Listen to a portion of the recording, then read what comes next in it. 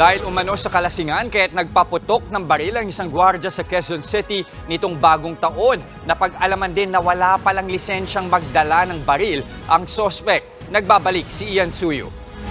Sa kulungan ng bagsak ng security guard na ito matapos mahuling nagpaputok ng baril habang nagdiriwang ng New Year sa Quezon City.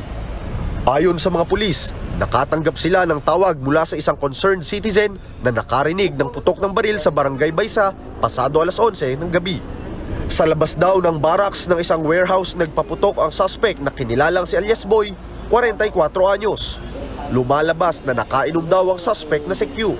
Pagdating dun sa sinasabing area, nakita namin tong suspect na later on nakilala namin na si Boy na may nakasukbit na baril dito sa kanyang tagliran.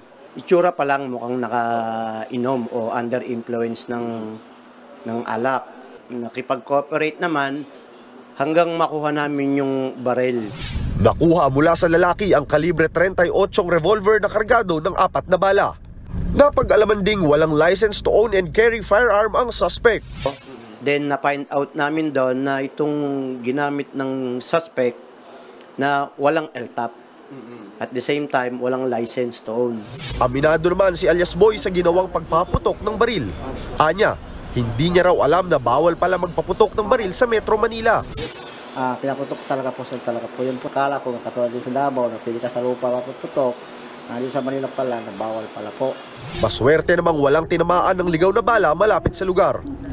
Na-inquest na ang suspect na mahaharap sa reklamong paglabag sa Indiscriminate Discharge of Firearms at Comprehensive Firearms and Ammunition Regulation Act.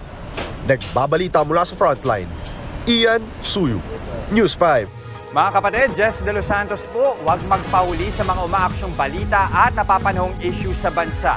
Para sa mas malawak na balitaan, mag-subscribe at mag-follow sa social media pages ng News 5.